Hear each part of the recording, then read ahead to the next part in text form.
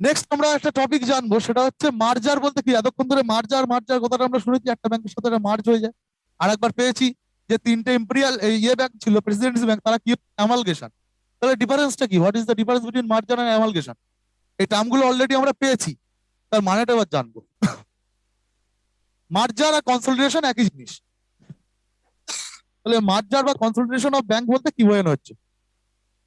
Two or more companies বা entities, দুটো বা তার বেশি কোম্পানি বা ব্যাংক আর combined together to form either a new company or an existing company absorbing the other target companies. তাহলে এটা হচ্ছে কোম্পানি এ, এটা হচ্ছে কোম্পানি বি, এরা দুজন এক হয়ে গেল, গিয়ে কোম্পানিটার নাম এই থাকলো, এটাও হতে মার্জার। অথবা একটা সি বলে একটা কোম্পানি তৈরি করলো, এটাও মার্জার। ঠিক আছে? Combine together to form either a new company or an existing company absorbing the other. তাহলে এ যদি নামটাই থাকে, তখন হচ্ছে বি কে অ্যাবজর্ব করে নিল, এটা মার্জার। এ বি মিলে সি বলে একটা কোম্পানি তৈরি করলো, এটাও মার্জার। In merger one company acquires the other company. মার্জারের ক্ষেত্রে একটা কোম্পানি আর একটা কোম্পানিকে অ্যাকিউর করতে পারে। Bank B acquires bank C and D, eventually only bank B shall exist. ঠিক আছে? তাহলে ব্যাংক সি এবং ডি কে ব্যাংক বি নিয়ে নিল, নিয়ে বি নামই হলো। আর অ্যামালগেশন কি বলছে? ইজ টাইপ অফ মার্জার, এটাও মার্জার এক ধরনের, in which two or more companies combine their businesses to form a entity, new entity. তাহলে যদি এ আর বি, এ বি কে নিয়ে এ নামই থাকে, তখন সেটা মার্জার বলবো। আর এ বি মিলে যদি আর একটা নতুন কোম্পানি তৈরি করে সি, এটা এক ধরনের মার্জার, বা এর নামটা হয়ে যাচ্ছে অ্যামালগেশন।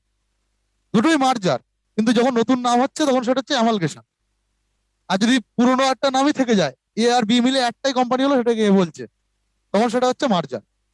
ঠিক আছে? এটা হচ্ছে ডিফারেন্স মার্জার এবং অ্যামালগেশনের মধ্যে।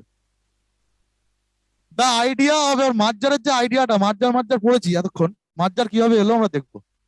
দা idea of bank mergers floated since 1998। 1998 সাল থেকে মোটামুটি এই যে ব্যাংক অফ মার্জারের আইডিয়াটা এসছে। বর্তমানে প্রচুর ব্যাংক মার্জ হচ্ছে, এর সাথে এটা মিশে যাচ্ছে, ওর সাথে এটা মিশে যাচ্ছে, সেই জন্য এটা একটা ইম্পর্টেন্ট টপিক। 1998 সালের পর থেকে এই মার্জার মার্জার নিয়ে ধোঁয়াটা ওঠে। নরসিংহম কমিটি টু, দ্বিতীয় Narasimham committee recommended the government to merge banks into three tiered structure. Three large banks with an international presence at top, 8 to 10 national banks, and a large number of regional local banks.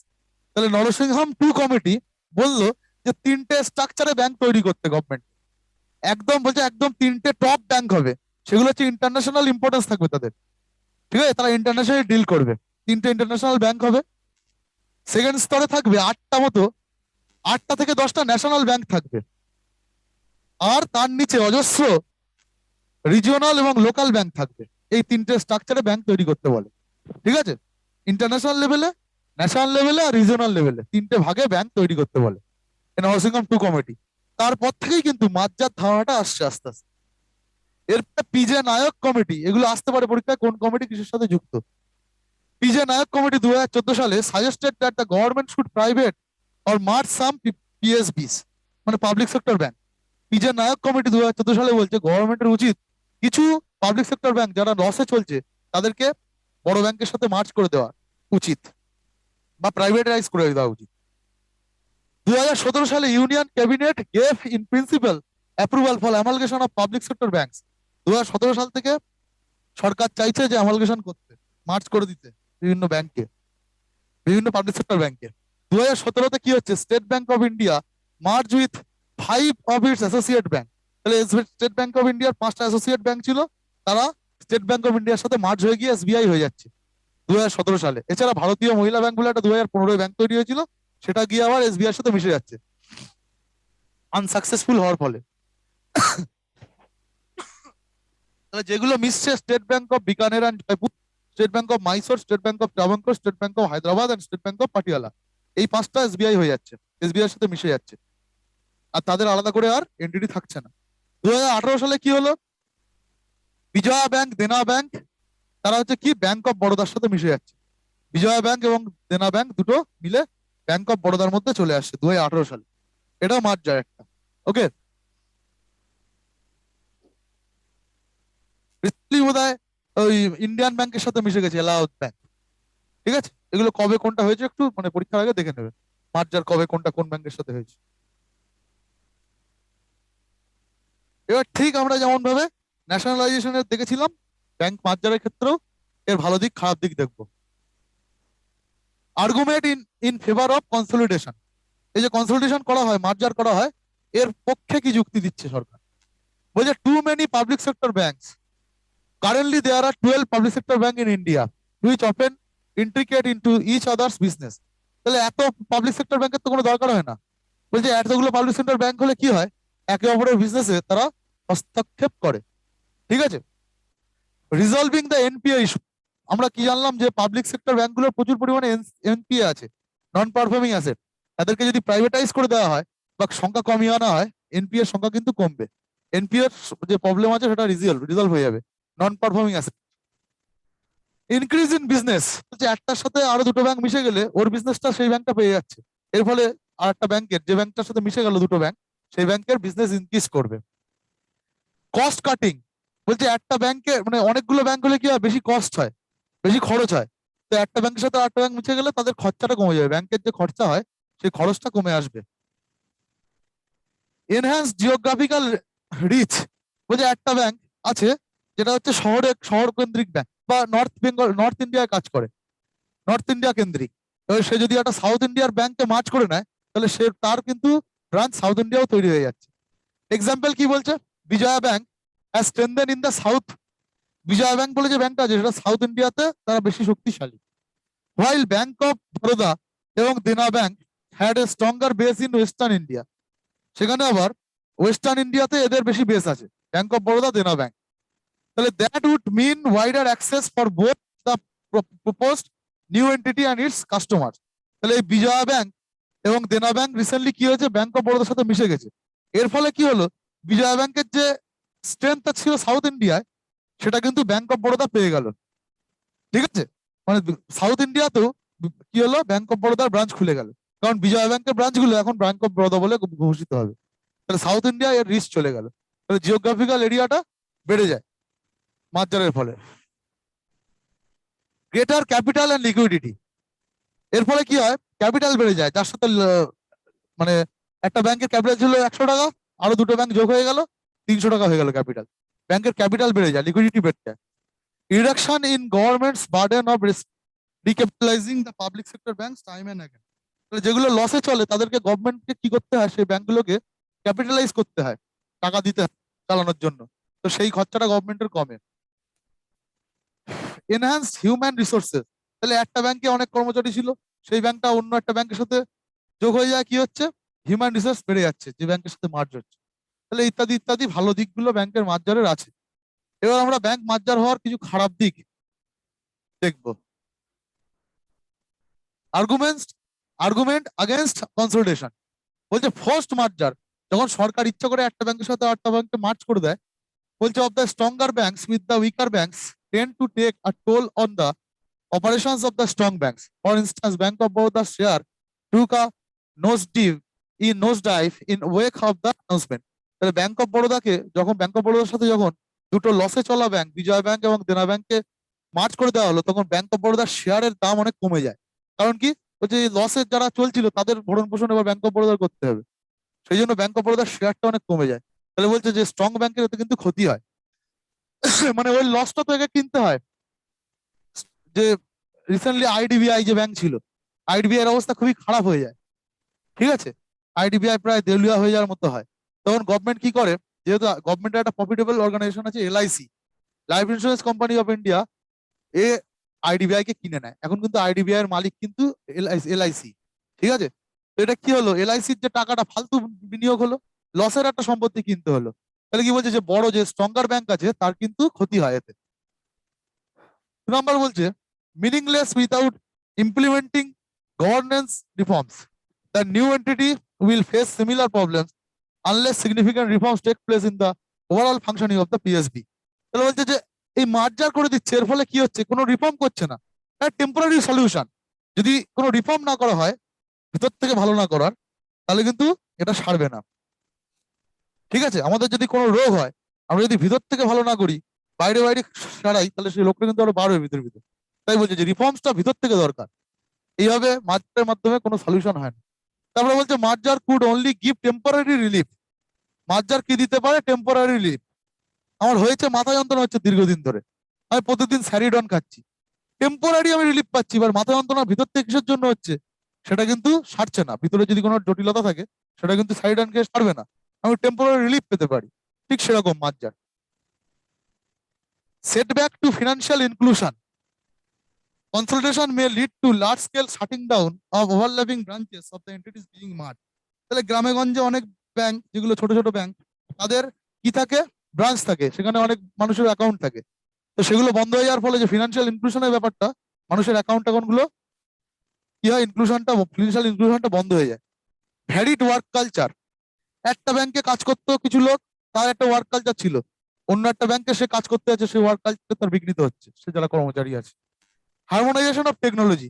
একটা bank একটা একরকম technology use করতো, সে অন্য ব্যাংকের সাথে যেই merge হয়ে যাচ্ছে, টেকনোলজি চেঞ্জ আসছে, অন্য টেকনোলজি ইউজ করতে হচ্ছে, এর ফলে হারমোনাইজেশন, একটা টেকনোলজির যে মেলবন্ধন, তাতে একটা প্রবলেম হয়। এই ইত্যাদি কনসলিডেশন বা মার্জারের বিরুদ্ধে ইত্যাদি আগেনস্টে ইত্যাদি আর্গুমেন্টস গুলো আছে।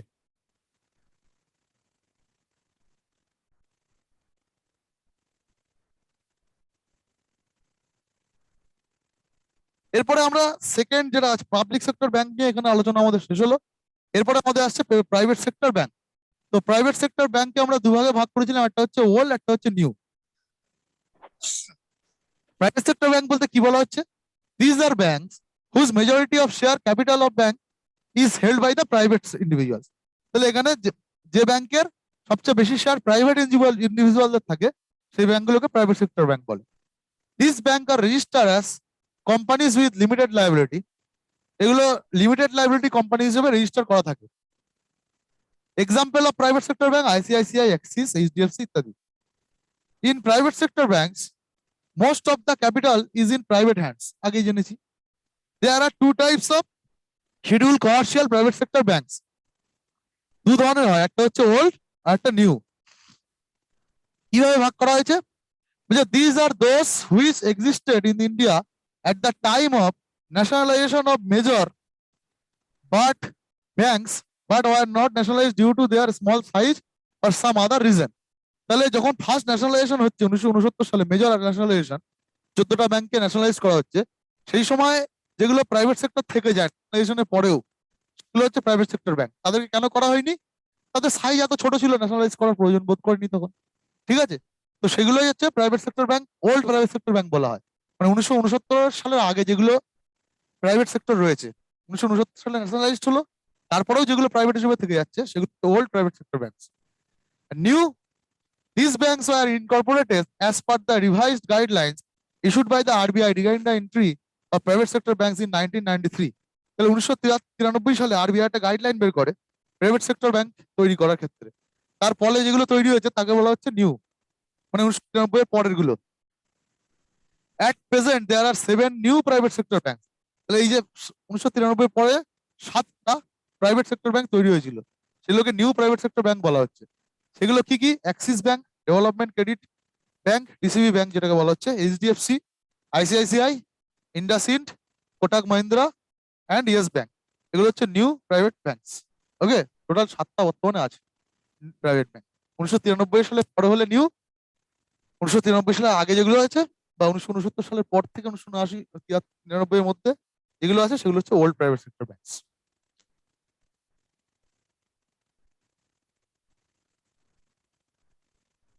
এরপরে আসছে আমাদের foreign bank. Foreign banks are present in the country either through complete branch, subsidiary route, presence or through their representative offices. যে আমাদের দেশে যে বিদেশ থেকে ব্যাংকগুলো আছে বা বিদেশি ব্যাংকের ব্রাঞ্চ আছে, সেগুলোকে বলা হচ্ছে foreign bank. These banks are registered and have their headquarters in foreign country but operate their branches in our country. এরা হচ্ছে আমাদের দেশের রেজিস্টার্ড ব্যাংক নয়, অন্য দেশের রেজিস্টার্ড ব্যাংক, এবং তাদের হেডকোয়ার্টার অন্য দেশে অবস্থিত, কিন্তু তাদের ব্রাঞ্চ আমাদের দেশে আছে, তাদেরকে ফরেন ব্যাংক বলা হচ্ছে। এক্সাম্পল অফ ফরেন ব্যাংক হচ্ছে HSBC, city bank, standard chartered bank ইত্যাদি। এবার আরবিআই কি কি পলিসি নিয়ে থাকে ফরেন ব্যাংকের প্রতি, বিদেশের যে ব্যাংকগুলো আমাদের দেশে আছে তাদের প্রতি আমাদের আরবিআই কি কি পলিসি না থাকে সেগুলো জানবো। RBI policy towards foreign banks in India. RBI policy towards presence of foreign banks in India is based upon two cardinal principles.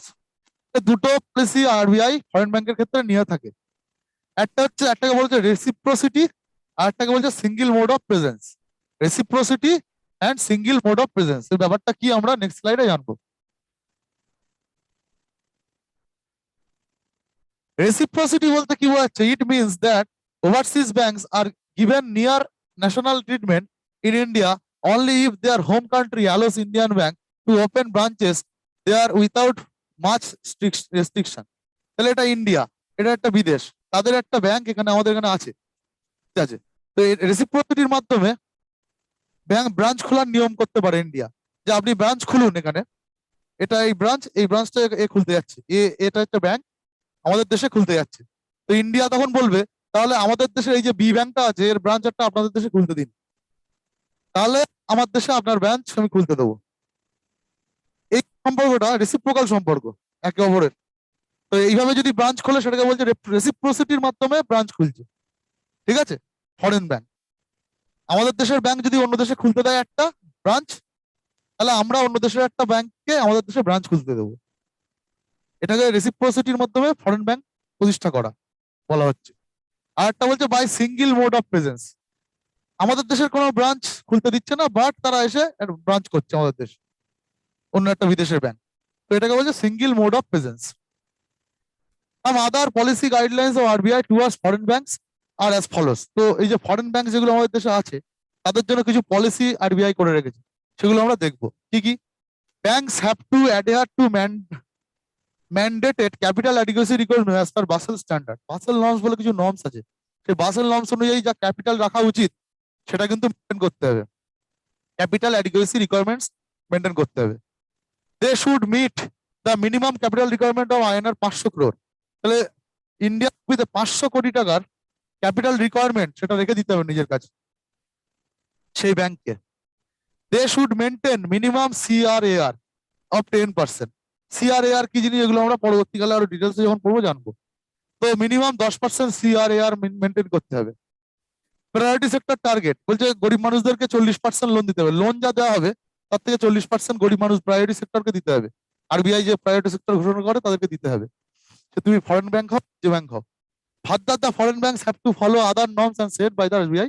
এছাড়া আরবিআই আরো সময় সময় যা নিয়ম কানুন চালু করে সেগুলো ফরেন ব্যাংককে মানতে হয়। ফরেন ব্যাংক ইন ইন্ডিয়া, এটা একটা ডেটা।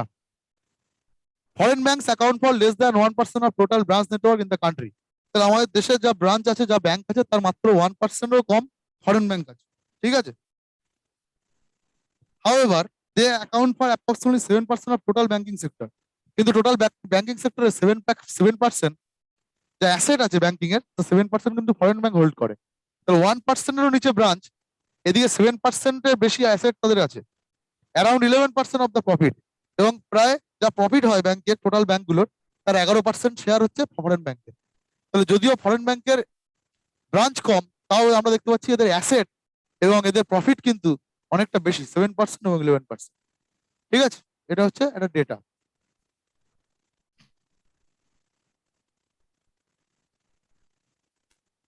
এরপরে শেষে ছিল আমাদের differentiated banks of India in India. Differentiated banks are banking institutions licensed by RBI to provide specific banking services and products. They are niche banks that focus and serve the needs of a certain demographic segment of the population. তাহলে পপুলেশনের একটা নির্দিষ্ট জনসংখ্যাকে বা পিপলকে serve করার জন্য, banking service provide করার জন্য এগুলো তৈরি করা হয়েছিল ডিফারেন্সিয়েটেড ব্যাংকস। নিচে মানে হচ্ছে আন্ডারে, মানে ছোট ছোট ব্যাংক, ব্যাংকের একটা সমর্থন বলা হয়। Main aim for giving license to these banks is to promote financial inclusion, এবং যাতে ফিনান্সিয়াল ইনক্লুশন ঘটে তার জন্য এগুলো তৈরি করা হয়েছিল। Differentiated banks licensing was launch in 2015 সাল, ভেরি ভেরি ইম্পর্টেন্ট। 2015 সালে ডিফারেন্সিয়েটেড ব্যাংক লাইসেন্স দেওয়া হয়েছিল। বর্তমানে small finance bank, Indian post payment bank, local area bank, payment bank, wholesale banking, regional rural bank ইত্যাদিগুলো হচ্ছে সব কি ডিফারেন্সিয়েটেড ব্যাংকস। কোন ক্রোনোলজিটা আমরা দেখবো? প্রথমে আরআরবি 1976 সালে, এটাও একটা ডিফারেন্সিয়েটেড ব্যাংক। তারপরে লোকাল এরিয়া ব্যাংক তৈরি হচ্ছে 1996 সালে, এটাও একটা differentiated bank. Small finance bank এবং পেমেন্ট ব্যাংক 2015 সালে তৈরি করা হচ্ছে। আর হোলসেল ব্যাংক এটা প্রপোজ করা হয়েছে, এখনো চালু হয়নি। ঠিক আছে, এগুলো সব ডিফারেন্সিয়েটেড ব্যাংক।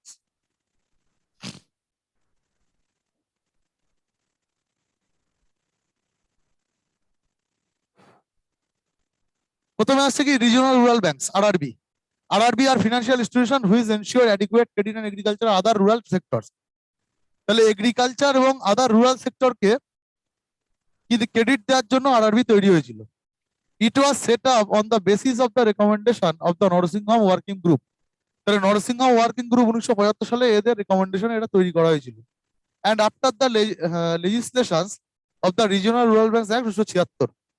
ঠিক আছে, এই অ্যাক্টের দ্বারা রুরাল ব্যাংক আরআরবি তৈরি করা হয়। The source of funds of RRB, কোথা থেকে টাকা পায়? ওন ফান্ড, তার নিজস্ব যে টাকা আছে, যারা ডিপোজিট করে তাদের ডিপোজিট থেকে। Borrowing of from NABARD, NABARD থেকে বড় করতে পারে টাকা। স্পন্সর ব্যাংক থাকে এর একটা, তার থেকে টাকা পায়। এবং সিডবি, তার থেকে টাকা পায়। ন্যাশনাল হাউজিং ব্যাংক থেকেও টাকা পায়। এই জায়গাগুলো থেকে আরআরবি গুলো টাকা পেয়ে থাকে। আরআরবি ডোন্ট নেট, এটা খুব ইম্পর্টেন্ট, সিআরআর আর এসএলআর বলে যে জিনিসগুলো হয়, এগুলোকে আরআরবি কে মেনটেন করতে হয় না।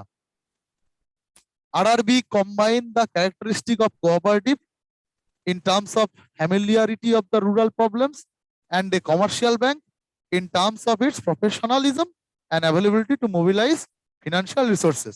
তাহলে আরআরবি কে আমরা কোঅপারেটিভ ব্যাংক এবং কমার্শিয়াল ব্যাংকের একটা সংস্করণ বলতে পারি, দুটোর যোগফল। এর আরআরবির মালিকানা থাকে সেন্ট্রাল গভর্নমেন্টের 50%, স্টেট গভর্নমেন্টের থাকে হচ্ছে 15%, এবং স্পন্সর ব্যাংক যে থাকে তার থাকে 35%। ঠিক আছে, একটা আরআরবির মালিক থাকে আর একটা ব্যাংক, সেখানে আরআরবিতে মালিকানা থাকে অন্য একটা ব্যাংকের 35%, স্টেট ব্যাংকের স্টেট গভর্নমেন্টের 15%, সেন্ট্রাল গভর্নমেন্টের মালিকানা থাকে 50%। PSL target of RRB 75% of total outstanding advances. অন্যান্য ব্যাংকের পিএসএল, প্রাইভেট সেক্টর লেন্ডিং এর মানে যা লোন দেয় তার মধ্যে 40% প্রায়োরিটি সেক্টরকে দিতে হয়, কিন্তু আরআরবির ক্ষেত্রে এটা 75% প্রায়োরিটি সেক্টরকে দিতে হয়। ওকে, এটা হচ্ছে RRB.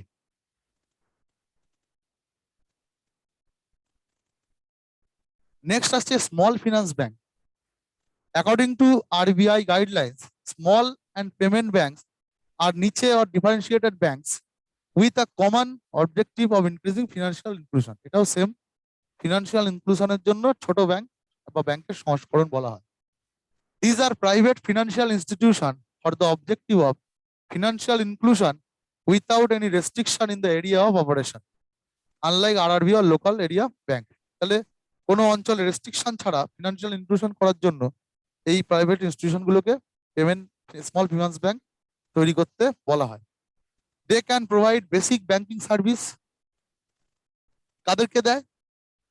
ফার্মারদেরকে, small farmers, micro business enterprise, micro and small industries and organise সেক্টরের লোকদেরকে এরা করে ফিনান্সিয়াল সার্ভিস প্রোভাইড করে থাকে, স্মল ফিনান্স গুলো। They are proposed by the Nachiket Mor committee, very very important. Small finance bank তৈরি করার কথা যে কমিটি বলে তার নাম হচ্ছে নচিকেত মোর কমিটি। ঠিক আছে, 2014 সালের বাজেটে। বর্তমানে এসএফবি, small financial banks constitute 0.2% of total deposit of all scheduled commercial banks and makes up 0.6% of total lending। তাহলে বর্তমানে যা ব্যাংক আছে তার মধ্যে 0.2% মাত্র আছে এসএফবি বা স্মল ফিনান্স ব্যাংক, এবং তারা 0.6% লোন প্রোভাইড করে থাকে। সব ব্যাংক যা লোন প্রোভাইড করে তার মধ্যে এসএফবির শেয়ার কত? 0.6%। সাব the operational small finance bank India আর বর্তমানে যেগুলো আছে: Ujjivan small finance bank, Janalakshmi small finance bank, Equitas small finance bank, AU small finance bank and capital small finance bank. এগুলো বর্তমানে অপারেট করছে ভারতবর্ষে, এই স্মল ফিনান্স ব্যাংক গুলো আছে। Next, they cannot set up subsidiaries to undertake non-banking financial services activities. 75% of its ANBC should be advanced to the priority sector as categorized by তাদেরকেও 75% loan কিন্তু priority সেক্টরকে দিতে হয় আরআরবির মতো। It must have 25% of branches set up in unbanked areas, এবং small finance ব্যাংককে 25% branch খুলতে হবে এমন যেখানে কোনো ব্যাংক নেই। মিনিমাম ক্যাপিটাল 100 কোটি হতে হবে, তবে তুমি স্মল ফিনান্স ব্যাংক খুলতে পারবে। They will be subject to all prudential norms and regulation of the RBI. ঠিক আছে, আরবিআই এর যে সিআরআর এসএলআর এগুলো সবই এদেরকে মেনটেন করতে হয়, আরআরবি কে কিন্তু করতে হয় না, কিন্তু স্মল ফিনান্স ব্যাংককে সিআরআর এসএলআর সবই মেনটেন করতে হয়। It can transform into a full ফ্লেজ bank but only after RBI approval. তাহলে যদি ভালো কাজ টাজ করে পরবর্তীকালে আরবিআই এর অ্যাপ্রুভালের মাধ্যমে স্মল ফিনান্স ব্যাংক থেকে ফুল ফ্লেজ ব্যাংক কিন্তু তারা হতে পারে।